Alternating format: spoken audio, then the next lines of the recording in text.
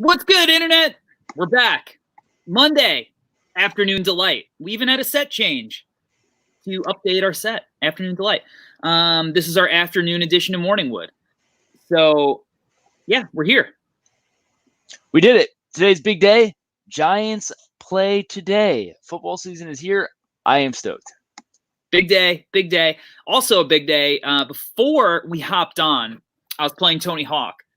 And it reminded me of why I loved video games so much growing up, and also why I hated video games growing up, because I was going back through some of the levels that I hadn't completed. So I'm on the second level of school, and I know exactly where the fifth bell that I need to wall ride is. And it's, for the life of me, it was so hard to get onto the platform, to ollie up onto it. And I knew I didn't want to go on YouTube. I needed the satisfaction of figuring it out myself. So I finally get onto the ledge. You went to FYE and bought the magazine to tell you where all the secrets is. It made me think of that, and how, like, I didn't want the satisfaction like that. I actually felt when I got the magazine that it was okay to look at that, because it was like a journey. I went out of my way. Spend $10. YouTube's too easy. So I finally got on the platform to wall ride the bell, and I wall rode over it and off the platform. And it took me probably a half an hour just to get the fifth bell. And I finally, about 10 minutes before we went live, I finally got that level completed. So I feel very satisfied, but it's a reward. I was not happy for about a half an hour. Yeah, so I think that's kind of the problem with a lot of video games today, is like, I can't tell if I'm just the old guy saying things are better in my day, or things were actually better in my day. I really don't know, because like when I play a lot of newer video games today, the reward or the feeling of beating certain things is kind of taken away, because it's just a walkthrough. You're basically just watching a shitty storyline movie, and you just got to go with the flow, pressing the buttons they tell you to press, where back then you actually got to go find shit and fail on your own. Yeah, I mean, I've completed fully the first two levels, and it's taken me hours, where I feel like a lot of these like story themed video games, like, you finish in like 10 hours and then you're just done, and then you play online or whatever, and that's how they make, their money, selling you some kind of skin. Yeah. Let's get back to basketball. So big weekend of basketball. It was. It was. We no longer have the Houston Rockets with us. Thank God. They're gone. That was your team heading in. Dude, like, I fucking hate them. I really do. Like, they have so much talent, and have so, like, even when D'Antoni's like, hey, I'm out. Like, I don't want any part of this team. Like, that's a sign. It is a sign, and I'm really interested to see what direction they go. There's been a little bit of Sam Cassell buzz, who I love. Sam Cassell, I've always been a big fan. Maybe Chauncey Billups gets in there. Maybe, it seems like Daryl Morey is going to stay, but I guess there's no way of knowing. Yeah, it seems like all signs are pointing towards Daryl staying. So, yeah, I don't know, man. Like, again, it's continuing to band-aid this team over and over again. This is what happens when you go all in every year, which I respect and appreciate Daryl for doing that, but you're always band-aiding and fixing on the fly. It gets to a point where it's like, after so many years, you've run out of enough assets. It's hard to just band-aid fix this. It's very hard to band-aid fix it. And we're going to get to that in a minute. Ooh. Also, the Nuggets actually forced a Game 7. They did. Jokic is fucking killing them. That's what we said from the beginning. That Jokic has to go all in, and at the end of the day, the supporting cast is doing what they need to do compared to the supporting cast on the Clippers or not. You can't have Beverly, Zubac, and Harrell and Shamet would have combined 10 points. You can't have that. If you're expecting, like, looking at the paper roster when you were matching up, you were sitting there looking at the Clippers like, wow, this team is deep. Now you're looking at it, you're like, I can't see a basket on there, and it's hard. If not, you need Lou Williams to put up 25. That's not what his responsibility should be, because now it's Kawhi's playing well and Paul George is playing well. Okay, if they're both playing well and we're still not getting it, then we have bench and depth issues, which happens when you have two guys who take up 60% of the salary cap. For sure. And here's the issue with Lou Williams and Montrezl Harrell, because one is 6th man of the year, the other is a multiple 6th man of the year candidate. So you figured that the bench should never be a problem. But Montrezl Harrell and Lou Williams are getting absolutely murdered in pick and rolls. Like Montrezl Harrell, unplayable. Unplayable. Every He's horrible. Board, they're working him. Absolutely working him. He's got no shot at staying on the perimeter, switching out, none of that. He's getting killed.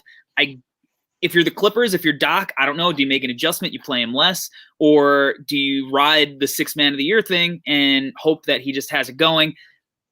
That'll be interesting to see. But what this leads me to is that now it seems like the Nuggets are for real. Like they are what seems to be at least like a piece away. Yeah, they're battling. I think they're definitely a piece away. I feel like, I felt that even if they got blown out in this series, they need that one big piece. They do. And according to Scoop B, the Denver Nuggets are expected to show interest in trading for Chris Paul.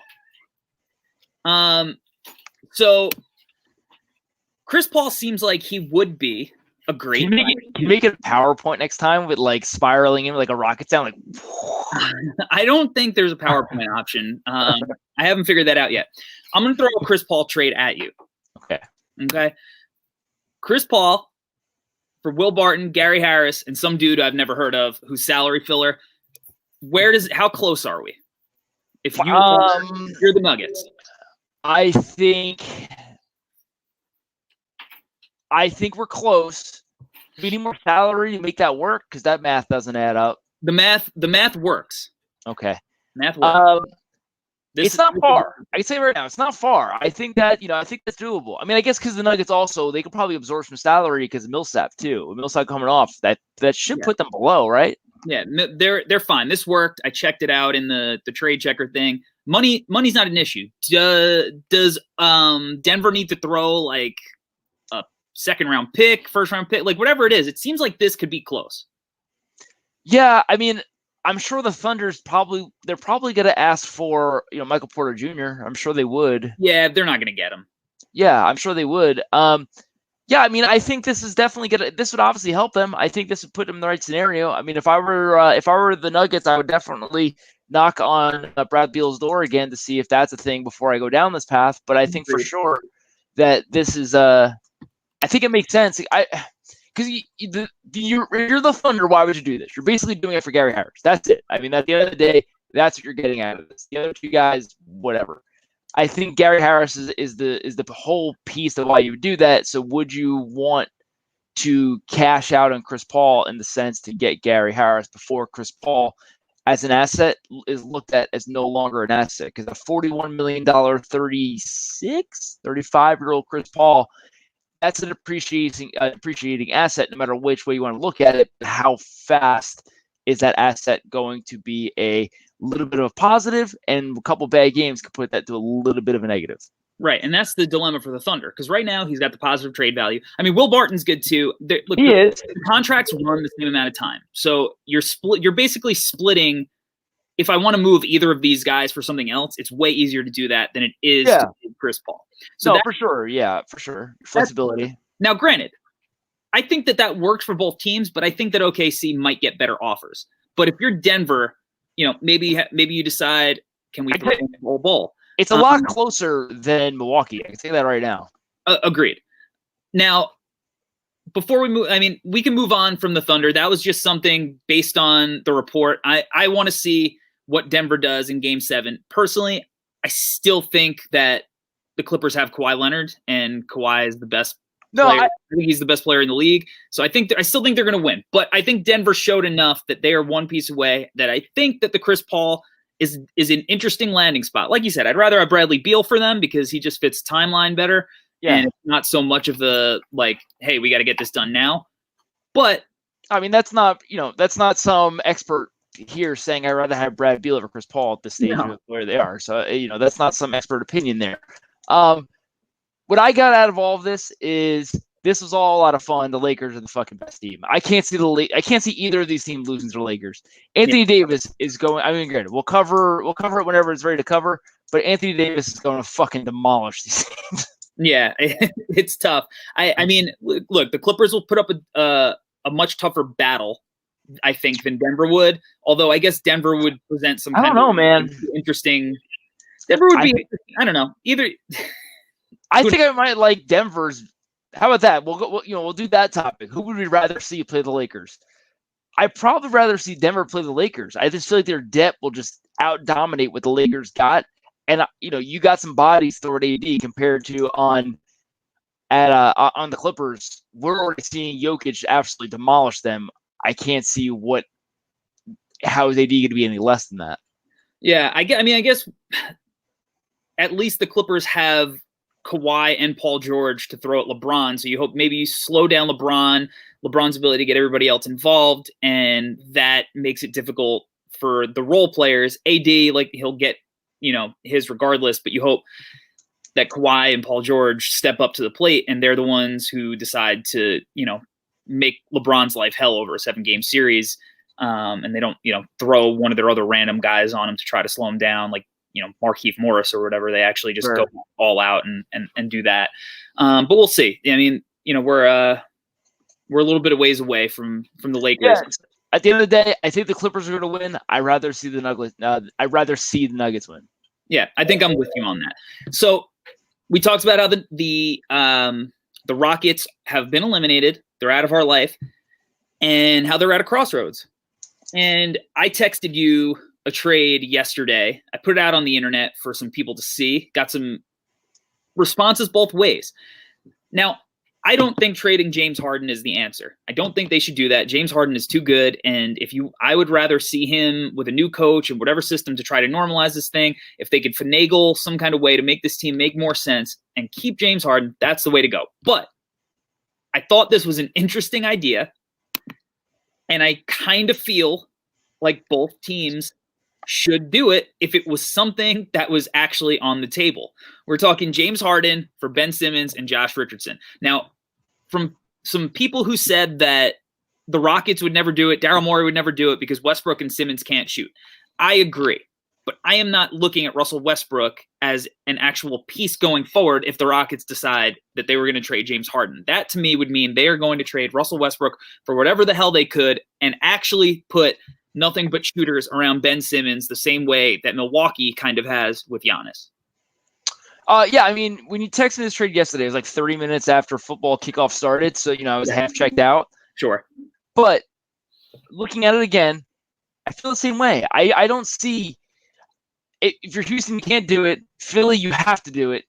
I guess I just don't love Ben Simmons enough as a prospect to be able to, be number one man salary. Like, his salary for what he costs, for what he does, that doesn't even out for me. So it's like, I like Josh Richardson. He's fine. He's a good player to have on your team. But at the end of the day, Harden's just too damn good. I just can't. I would never do it if I'm Houston. You got to gamble with what you got, even with or without Westbrook. I'm staying as is. I'm not gambling for a Ben Simmons type offense. Yeah, see, I like Ben Simmons more than you. One, he's an incredible defender who can legitimately do 1 through 5. But I think that he's obviously been used incorrectly with the wrong roster in Philly. I think when he gets his own team, if he does, that he is going to show to be much more valuable, even without the jump shot, which hopefully he's learned. I mean, he hasn't really shown any interest in it. He started experimenting more in the bubble, whatever, with his jump. The jump shot aside, Ben Simmons, it's not the Ben Simmons game that I don't like. It's the lack of dog in him. If he had that Jimmy Butler heart, it's a different thing. Oh, yeah. But, at least from Houston's perspective, they get him. He's got 5 years versus 3 for Harden. It extends. He's younger, whatever. That I don't think that would be on the table. But if there was ever a Harden trade, I feel like that's the kind of thing. The more realistic scenario is that Houston tries to trade Russell Westbrook, whether that's Daryl Morey or somebody else comes in. I mean, the Lakers weren't even guarding Russ, and he's making so much money that you can't have somebody who's not going to be guarded. And look, Russ was injured. He came back during the playoff bubble play. Like, but he's old and his shot has never been anything to write home about. So there are 2 Russ trades that I'm going to present. I think I texted you one. I believe it was this one. Who says no? Julius Randle. Oh, Russell Westbrook for John Wall, straight up. I mean, I think the Wizards say no, but it's not far off. Like you might be there. Again, I think I would probably roll the dice at either team.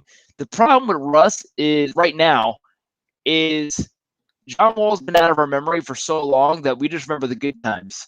To where with Russ, it's recent in our memory that the bad times. So I think that's what it's going to come down to in regards to, like, who's going to help or hurt the team more. John Wall probably has a higher upside, but right now, playing with Harden, as we just saw, it's rough. Russ with Brad Beal would probably work out pretty good.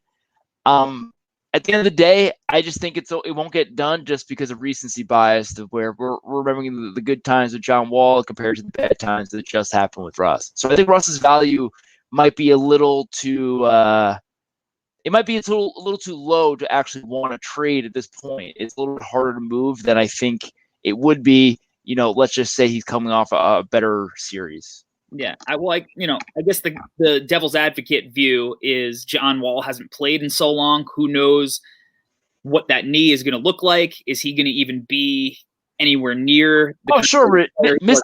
I agree with you. I'm not saying it's going to work out. I'm just saying that mystery breeds romance. We feel that we'd rather take a shot than on something that we don't know than go with the thing we do know. That's just human beings.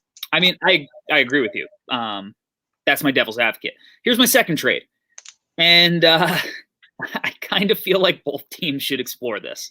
I kind of like this one. It's such a bad trade that it's good. We got Russell Westbrook for Blake Griffin. It works straight up.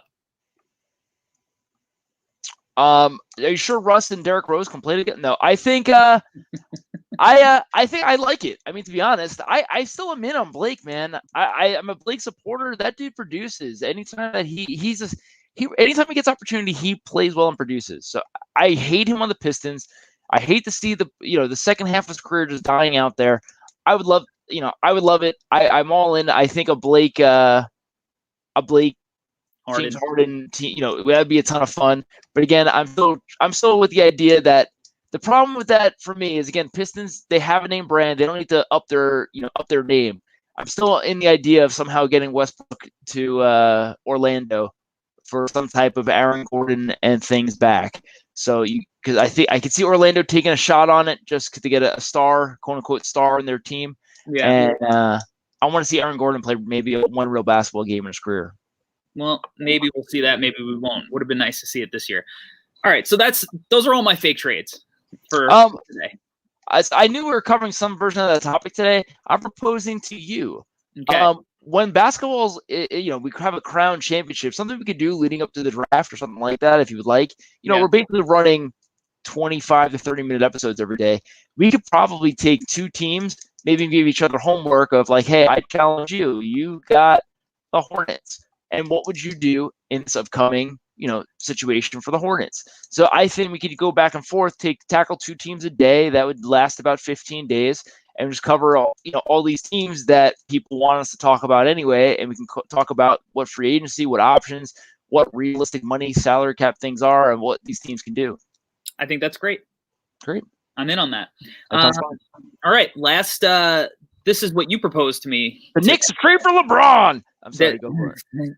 That was look, what 2023. I mean, the Knicks will have cap space for LeBron. So this is where I'm at. Okay. We're doing this. However, I want to do this, and I think we should pick each other's teams of every day. Like, hey, you get the Blazers, you tell me I get the Hornets or something. But my only requirement for this to work is that I get the Bulls and you get the Knicks. Perfect. Great. Love it.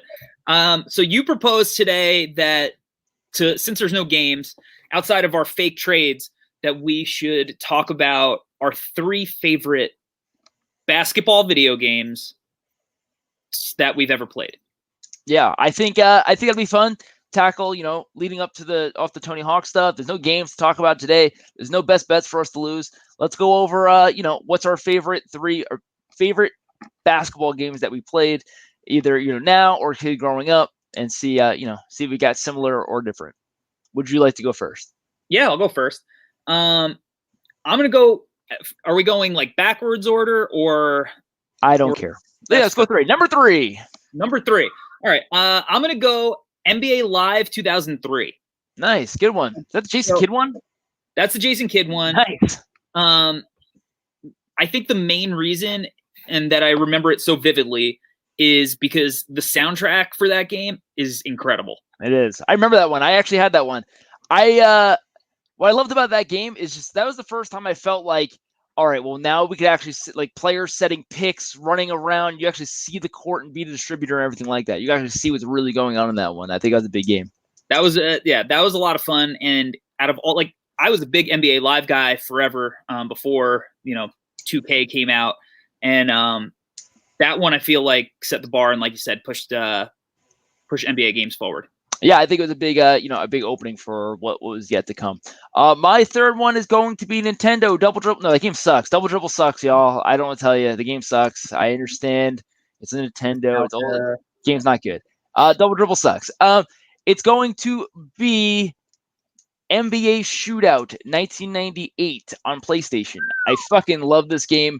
I played this game for a ton of hours with my cousin. It's a lot of Jazz versus fucking Shaq and Kobe over and over again.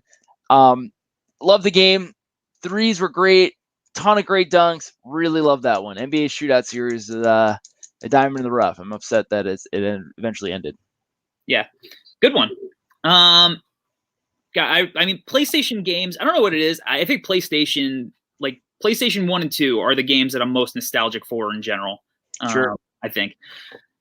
My second, I think that's because they're probably some of the hardest to find. I love Nintendo and Super Nintendo games, but realistically, you could probably just find them.